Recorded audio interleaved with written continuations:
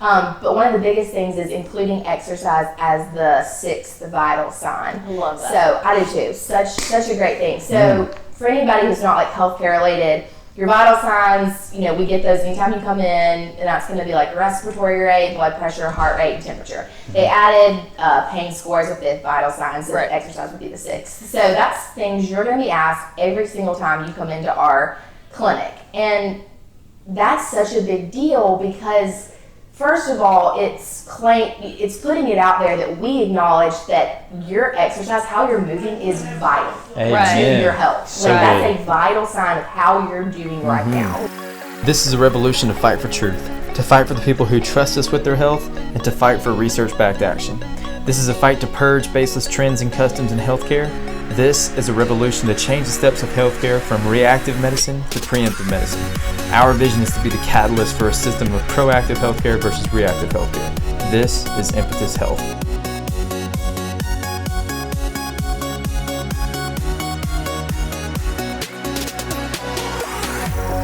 Welcome, guys, to Impetus Health Podcast. I'm here with Sean, my husband, and one of our dear friends, Caroline Sullivan. She works out at the same CrossFit gym we work out at, CrossFit Lambton, and her husband, Kyle, works with Sean at Vulcan Performance. So, been friends with them for a while, and just really close to us, mean a lot to us. So, just to introduce Caroline, we'll let her give a little introduction as well. She is a nurse practitioner, and she has her doctorate in nursing practice. Went to undergrad at Stanford, right? Yep. And then got her doctorate at Stanford as well. So we both went to the same nursing school, have a lot of similarities there. Ida Moffitt. Yeah, Ida Moffitt, Ida V. Or no, it's now Ida Moffitt. And now she is currently a nurse practitioner at UAB, right? Yes. Okay. So we'll let you give kind of more of an introduction about yourself, kind of exactly where you work at UAB. Okay. And then just tell us a little bit about why you got into nursing. Okay, so right now I work in the family medicine clinic. It's family and community medicine. Before this, I've been at UAB about 2 years, and then before I worked here, I did work in a rural practice, seeing more just like rural people. So like migrant farm workers, homeless people, recently incarcerated people.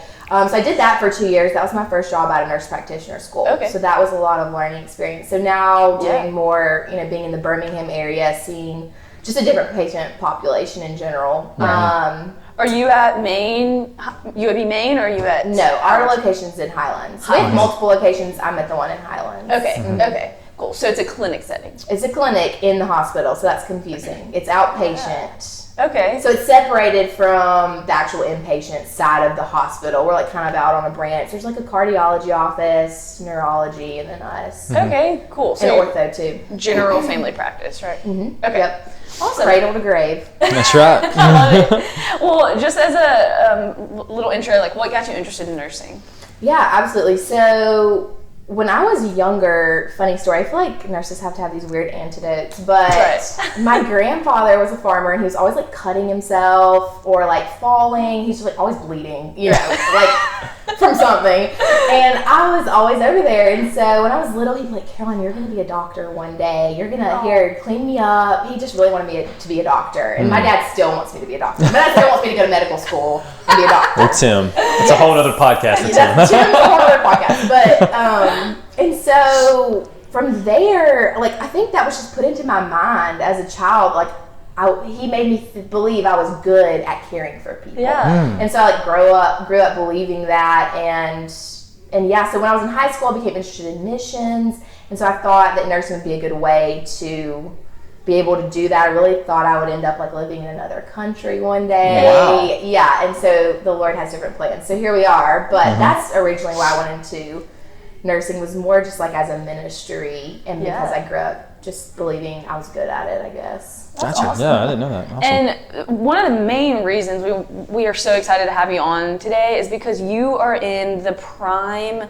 area of healthcare that we talk about all the time. And that's in the clinic setting where you're doing a lot of really great work in terms of helping people over the long run, like for the like the longevity purpose. It's not like they're coming into a hospital with an acute situation in most instances and then you like have a quick fix, right? So we want to ask you and kind of pick your brain on some of the improvements that are being made, some of the things y'all are actively doing right now, and then some areas where we can also still improve, you know, in the side of medicine that you're working in. So to kind of start out, what is the biggest barrier that you're seeing in your specific area of healthcare for providers to like provide more holistic care to patients? Like what do you think is the biggest barrier? There are many barriers, but I think two of the big ones that come to mind is time and then resources / education. So the first one, time, like it takes time to thoroughly educate a patient on nutrition and exercise. And you can't do it all in one sitting. It has to be over the long haul, but it just takes time, and that's something we don't have. So just to give you like a small snapshot of like what a patient encounter looks like, and Sean, you can probably relate to this, just being in physical therapy, like having these things dictated by reimbursement. So we have a 20-minute time slot with a patient, and that is, you know, dictated by reimbursement, by insurance companies. It's what they say, you know, that we should have. So that is including them like checking in at the nurse's station, filling out their paperwork, getting called back by the nurse, getting their vital signs taken, asked all those intake questions that are required by insurance for us to ask, and then, you know, during that time, hopefully we've had time to like review their chart, things like that, and we go in, and while we're there with the patient, we have to go over all their chronic problems, have to hit every single chronic problem, which for some people is 20 things. Right. The medications they're taking for it, any side effects they're having from the medication, then anything acute, anything new going on, which for most people, especially if they're older, there is something new, a new symptom that's occurred that we need to talk about. We need to diagnose that. We do a physical exam. We review any lab work we need to go over, you know, any lab work we're going to do today, any medications we're going to add, and then on top of that, health maintenance. So like making sure people are up to date on mammogram, colorectal screening, things like that, vaccinations. So that is, and we have 20 minutes to do that, and then document it all in a chart before moving on to the next patient. So that's just a snapshot of the time that we get with a patient. So that's eye-opening. Right, like we just don't have time. So you know, when you go to the doctor and you think, I've waited so long, they've forgotten about me in here, and you know, things like that, and then a doctor rushes in, or a nurse practitioner rushes in, and you feel like they've only spent 5 minutes with you and they're trying to rush you through it. We feel that way as well. Like we feel like we are rushing through things and just doing the best we can, and it's not ideal for us to do that. And like I'm sure you can relate to that. It's just not ideal. So time, number one, and then second thing would be resources. So providers themselves. Primary care provider shortage is terrible right now. So in 2020, it was estimated that 45,000 primary care providers. We were short that many. That was last year. 45,000. 45,000 in the country. So really? So what does that mean for the people who those primary care providers would be serving? They have to find somebody else. So us, the people who are serving in primary care, those people get added on top of our patient loads. We have to see them. They need care. And so, you know, by 2025, I think they said it's estimated that we'll be short 54,000. And it's just, you know, we have an aging population, the baby boomers. There's about 80 million people in that generation. And so they're aging. As you age, you're going to need more healthcare. That's normal. You're going to need more screenings, things like that.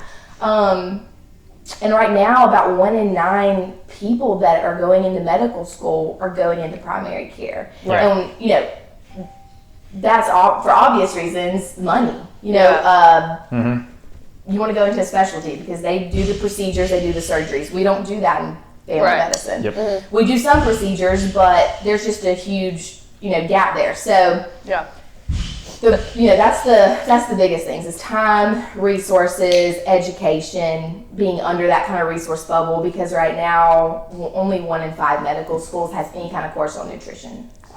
1 in 5.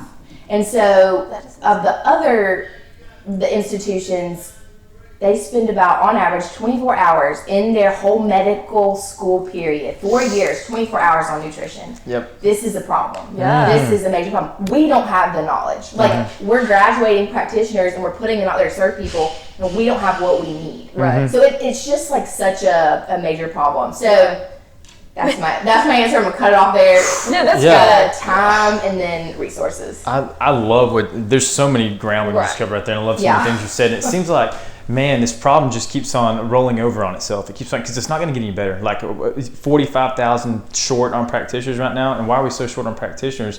Maybe because of the actual holistic health of the entire country. You know, like as things like obesity is not getting any less. It's not going down. We haven't seen a decline in obesity in a long time. Ever since really, it's like the 60s or 70s, it's always been a steady incline. Like things of that nature, when those chronic diseases continue to decrease, we're going to be short on primary care practitioners in every field. So when you're in, and you're, like, this is what I wanted to kind of get to with holistic health. When you're in there and you've got just that short amount of time, and just for people listening, like for every minute you guys spend over that time slot you have, you're losing money. Like money is literally being lost. So you can't do it. You literally can't in the setting trend. How do you try in that short little window after you've covered everything to bring it up, say, hey, like, have you thought about your nutrition? Have you thought about drinking more water? Things of that nature. How do you try to implement these?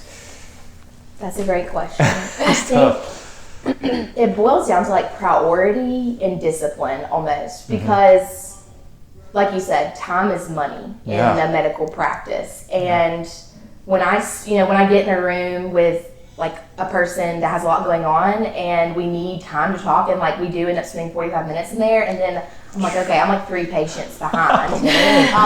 Everybody's mad at me that I'm gonna go in and see next. So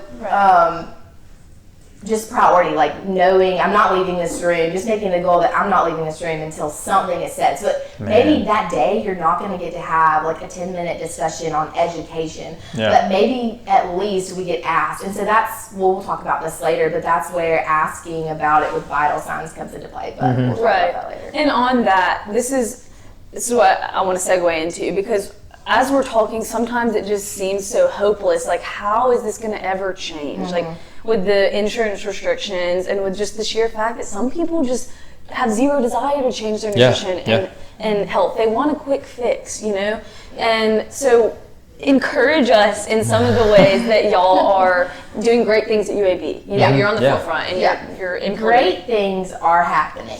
People out there care about this in medicine and want to see these changes made. And so that is encouraging. And it's encouraging that there are practitioners that have been doing this for a long time. They've just mainly been alone in doing it. And so now it's just coming more into the forefront of research and things like that. So we're seeing evidence that, oh wow, this is a big deal. Like, we need to pay attention to this. So at UAB, some of the things that we've implemented recently, and I'll just brag on my department, we have a great head of our department, and he's very passionate about this, and so he's just trying to make a lot of changes, and that's encouraging. But one of the biggest things is including exercise as the 6th vital sign. I love that. So I do too. Such a great thing. So for anybody who's not like healthcare related, your vital signs, we get those anytime you come in, and that's going to be like respiratory rate, blood pressure, heart rate, and temperature. They added pain score as a 5th vital sign, so exercise would be the 6th. So that's things you're going to be asked every single time you come into our clinic. And that's such a big deal because, first of all, it's putting it out there that we acknowledge that your exercise, how you're moving, is vital to your health. So that's a vital sign of how you're doing right now. Just like your blood pressure and your heart rate. And then on top of that, I think it sets the expectation for patients, whereas previously they would be able to go to their doctor's office, 4 times a year for 40 years and really maybe never be held accountable to what are you putting in your body and are you moving. And now the expectation has changed to where, even if they don't want to make a change, at least every time you're coming into our office, we're letting you know this is vital. And we're going to ask you about it every time. And so I think that just in of itself is such a game changer and is so encouraging. And I hope that'll catch on and that more clinics beyond UAB will start doing that. I hope one day it becomes the 6th vital sign, just like pain did. that's hopeful. It gives you a sense, I feel like it gives the patient a sense of ownership in their health. Because Yes. really, you can't change any of your other vital signs right then. You know? Yeah. But so I really like the fact that that's something they can go home and take action on right away. Yeah. So how do you guys measure exercise? You know, blood pressure Yeah. cuff, respiratory rate, and watch you breathe. How do y'all measure it? Good question. So we're asking how many days a week and then how many minutes a day. Okay. So we're not getting to the basics of like what you're doing, things like that. We're literally just asking how many minutes you're doing something in a moderate to high intensity. Like on average on a weekly scale or just daily? So like on average, so basically if you asked me, I would say that I exercise 45 minutes 3 times a week. Okay. What if I came to you as a patient and said like none? What's the next You would step? put 0. Like that would be their vital sign, and the exercise thing, it would be 0. Okay. So for me, it would be 45 times 3. That's how many minutes per week I'm exercising. Got it. And if I said I'm not exercising at all, do y'all have like a referral program or like what is y'all's next step? Yeah, so that's being developed right now. We don't have anything in place to set that up. Right now, it's kind of like with your other vital signs, it's like the provider becomes accountable to address that. So right now, it's just the provider looking at it, seeing it, and then addressing, knowing, okay, this is something we definitely need to talk about. Yeah. That's so good, and that's a really, really positive thing. I'm loving that you said that, because and I'm thinking, just my wheels turn, like, so with blood pressure do you actually show the person that, hey, your blood pressure is 135 over 85, this is hypertensive, this is pre-hypertensive, like showing like, you know, the orange to red chart, you know, all those type of things. With exercise, I'm guessing there probably isn't something like that, right? Man, like just a visual for something like that could be. I'm just thinking right now, like, hey, your exercise at a 0, that's a red. And that's great. Because visuals are so important for people, and I think that would be helpful, and that's that. So leads into something else that I was going to say later, but we'll talk about it. But this is such a good conversation. Yeah, this is great. Yeah, I think it's just so cool for sometimes that eye-opening moment of seeing it on paper, like, oh my goodness, I'm only working out 10 minutes a week, you know? It's just that light bulb. Yeah. So what are some repercussions, kind of shedding on a more of like, not a negative light, but like what's going to happen? The truth. She'll set you free. Like, from your perspective as a primary care provider, like what's going to happen if this shift to holistic medicine doesn't happen? Like for us as society and a culture and our children, what does that look like? Yeah. So basically, boiling it down to base truth, we're not doing our job. So as a healthcare provider, we are to do no harm and to do good, promote health. Right. Both of those things involve nutrition and exercise in dealing with chronic conditions. So if we do what we've done in the past, the majority of us in the past, and let patients continue on in their chronic problems and giving them medicine to cover it up, to give them the ability to keep doing the bad things that have given them the problems we're giving them medicine for, if that cycle continues and we say, we don't bring up exercise, we don't bring up any lifestyle changes, then we are doing harm. Right. We're not promoting health, and I mean, as a society, as a medical society, we flourish off of research and like going forward and just advancing in technology and in knowledge, and that's what's happening. And it's like if you're not going with the research and what research is showing, then you're. I don't know. I'm trying to think of a nice way to say things, but yeah, we have to go with the research and with what evidence is showing us. He preaches that. I agree, and I find too, and the same thing in the physical therapy field, that we tend to, even as practitioners, we want to, and I know this in the medical field, but we want to find that research that says, man, we can fix this right now. When in reality, you might be able to find something that helps short term. But long term, I find that research that really affects long term is a lot of time ignored, like diet and exercise, because it's hard to implement. It is so hard to do these things the right way. Yeah. But man, there's a reason they're hard. Like the easy path isn't always the right path to go down. Yeah. The path less traveled by. I have a question. So from my perspective, as someone who's, I'm a nurse, but I'm also giving people nutritional advice. They come to me first, though. They are seeking out help with their nutrition, so they're ready, willing, and able. So in your instance, where you see this gaping hole in nutrition and exercise, this person needs it, but they may not be ready, willing, or able. How do you approach that conversation to someone who, A, may think they don't need it, don't care about it, or is resistant to it altogether? Which is the majority of people. Yes. So That's why we have a problem. Yeah. the majority of people, this is why we have an issue. So Right. it's hard, and I think now though it's almost easier than it used to be, because I think used to, maybe a few years ago, when someone was at the doctor and the doctor brought up losing weight or nutrition or something like that, it made the patient feel like shamed, and they kind of took it offensively, whereas now we're coming at it, we have more research behind it. Yeah. So it's really more of like, we're not judging you and coming down on you because you're overweight. We literally have research to say that we're trying to help you. It's like, almost like prescribing you medication. Patients see that as care. Prescribing medication. And they see the nutrition and exercise portion as really a bother and a nag, where really, that is flipped. But so how I do that with people that don't want to is In 30 seconds, in 5 minutes. in 3 seconds. I try to give them realistic goals. So to tell a patient, the recommendation is you need to be moving 150 minutes per week at a moderate level. So that sounds really overwhelming to somebody that's not moving at all and that is in chronic pain and has a lot of chronic health conditions. So instead of going, all the way there, I try to come back to the very beginning and to see where we can start out at. Like you told me, pick the low-hanging fruit. And so just trying to look at what their daily life looks like. I always like to know that, because a lot of my older patients that are above 50 and they're in chronic pain, they're staying at home and inside most of the day.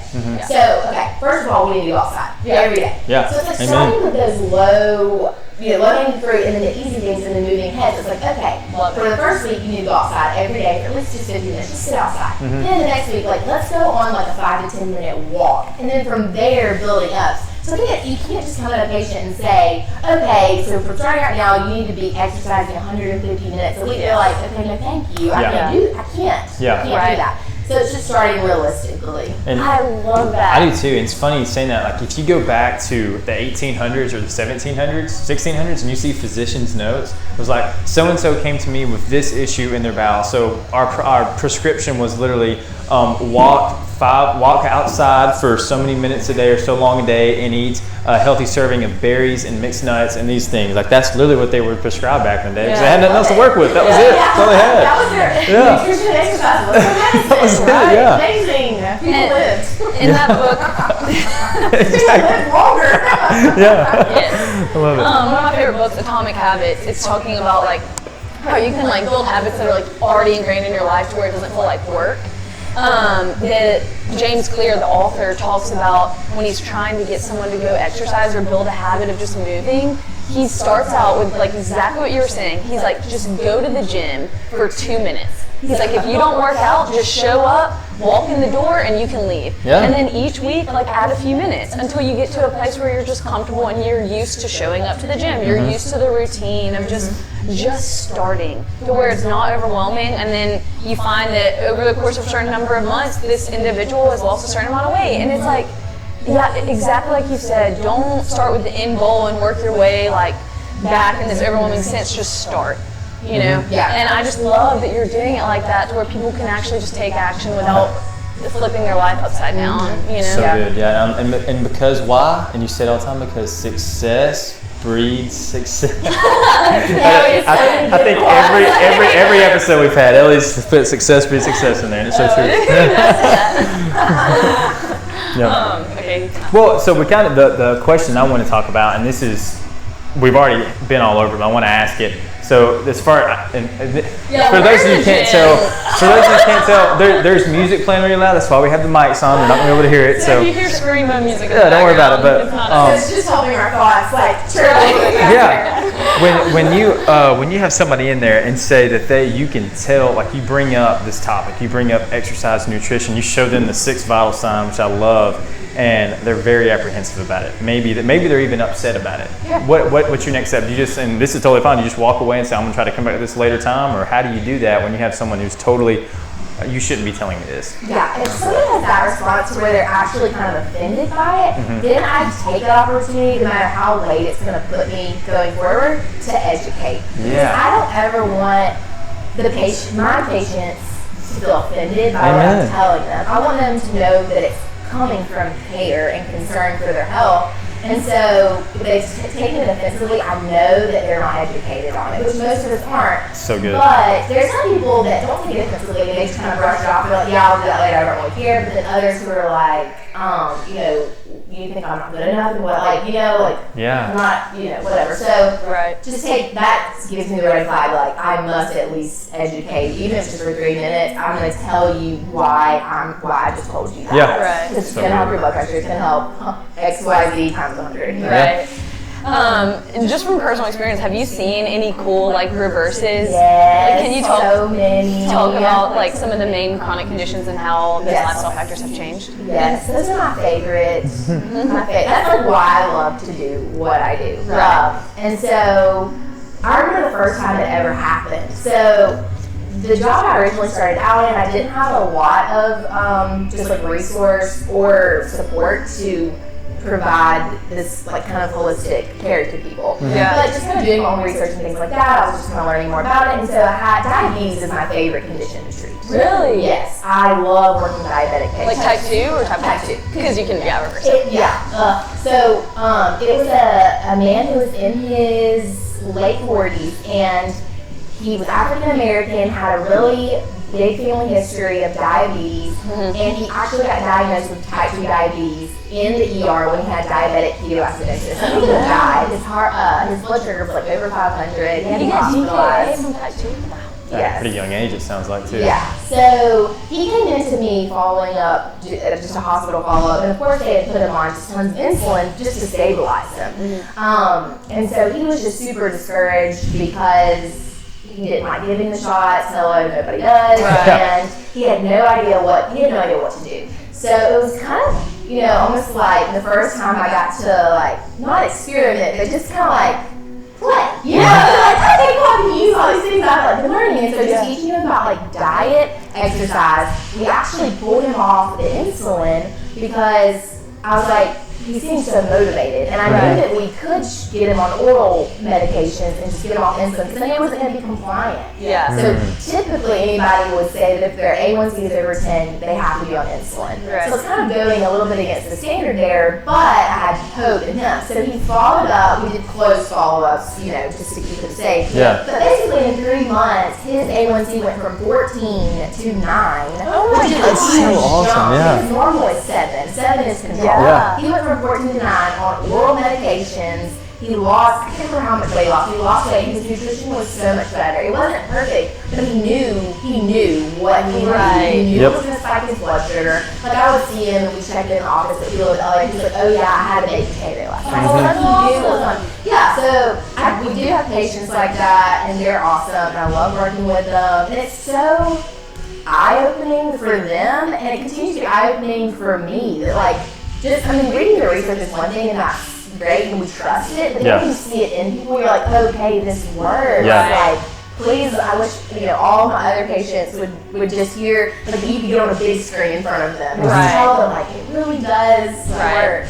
And at the end of the day, like, I truly think the transformation that's going to happen in healthcare, yes, it starts with the primary care providers, with the nurses, with the doctors.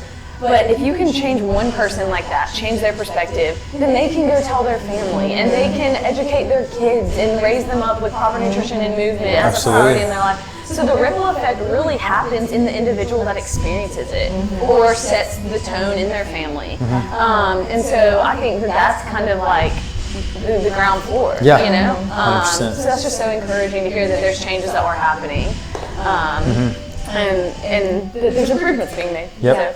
I have a question for you, a little bit different. Do you have, with the changes you're seeing, the 6 vital sign being added? I keep saying that because I love that. It's so good. Actually, I've been 6 vital signs. It's so good. That's such a great thing. I love it. Don't even start.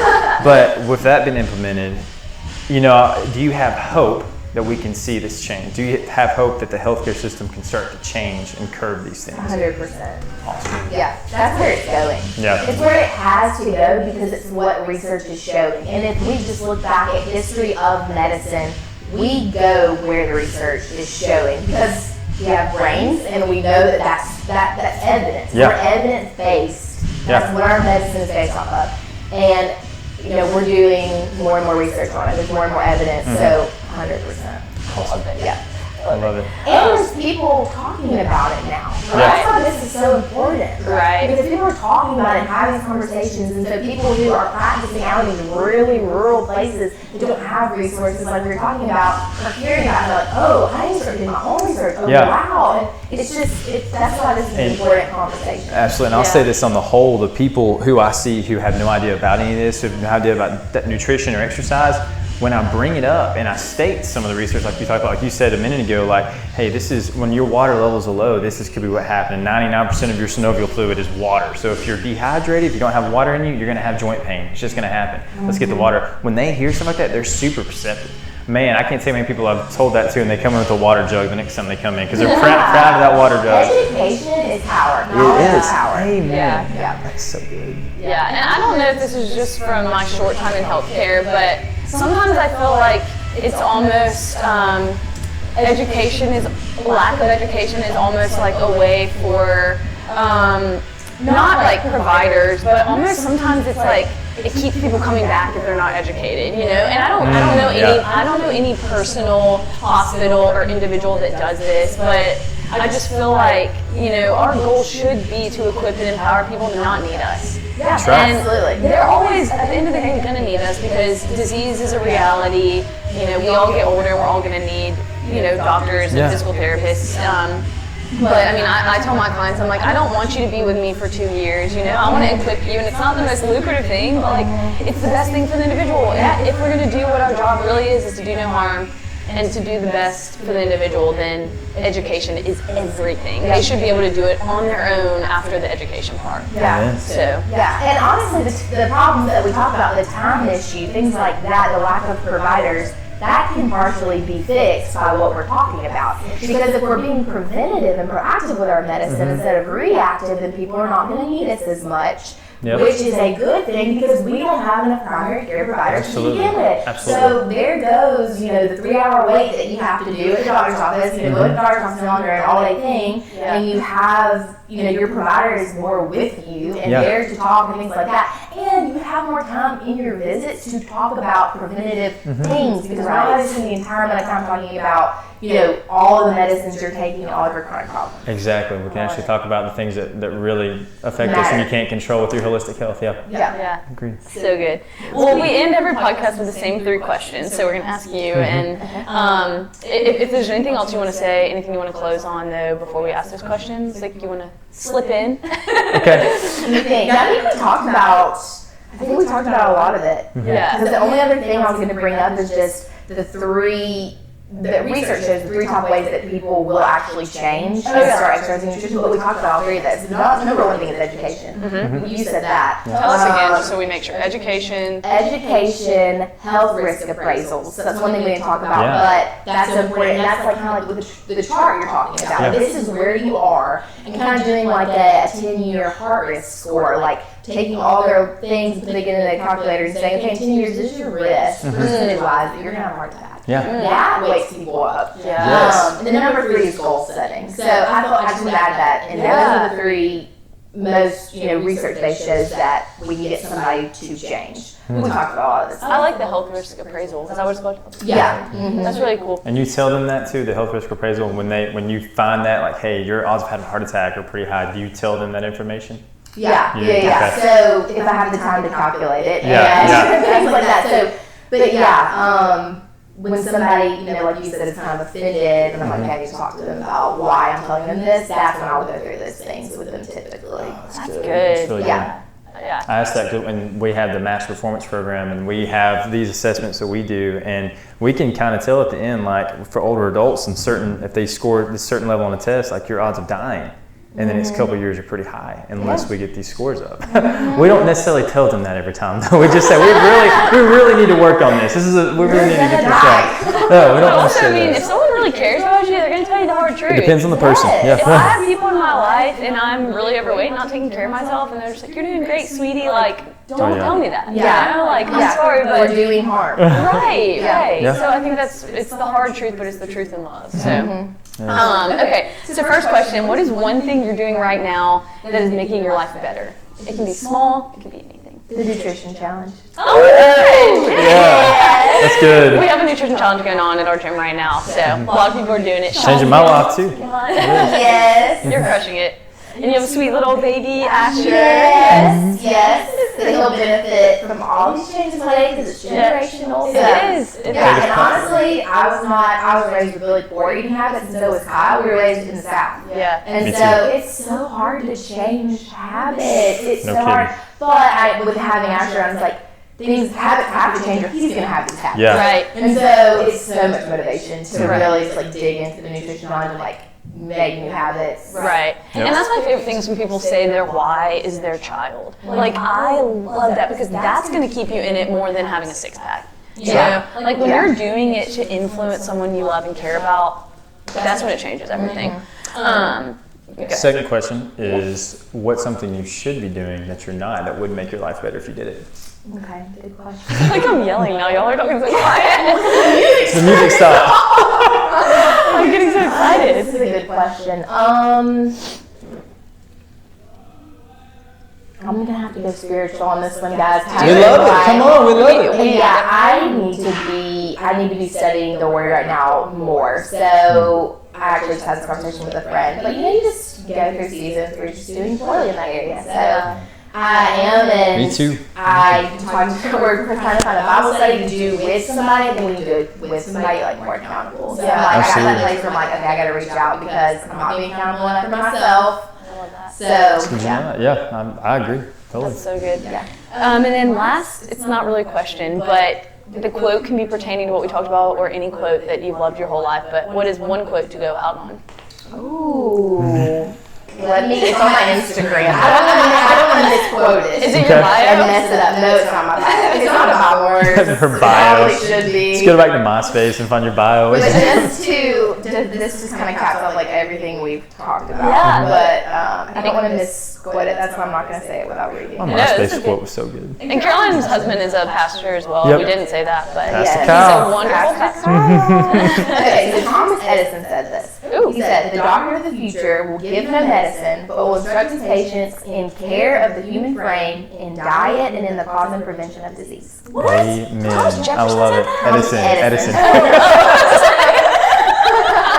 Thank you, Ellie, for your input on the topic. We appreciate it. Thomas Jefferson was a smart guy. He probably did. I love that. That was good. I love that. This is Thomas Edison way back when he said the doctor of the future, and I feel like finally, after how many years, like we're finally at that future point where like this is what we're doing. So good. It's the I love that. start. The ball is starting to roll. Yeah. I love it. Starting to I love So it. good. Well, thanks for all the work you're doing in healthcare and fighting this battle. Yeah. That really is huge just in America and chronic disease and all that. So we're Yes. grateful for people that are doing it Thank right. you for being exceptional and Yeah. doing this. This is big. It's the ball starts with you. Yeah, no, it definitely does. And thank y'all for talking about this because this is important. Yeah. This is the only way it gets spurred on is when people talk about it. Right. And if y'all know anyone else who has, Yeah. input or if you have, connections, let us know. If- Get them on the podcast. If anybody wants to follow, what's your Instagram handle? Oh, yeah. Good question. You will see a lot of Asher. A lot of. Yeah, you'll see only Cutest Asher. baby in the It's world. Sully, so CARSULLI. We'll put it. Caroline Sullivan. We'll put it in the show We'll notes. put it- Jake said, "What are those numbers behind your Instagram thing?" I was like, "I don't know." Why not? Yeah. I got it. Gosh. Thanks for Caroline, coming, thank you so much. Yes, thanks Good. all.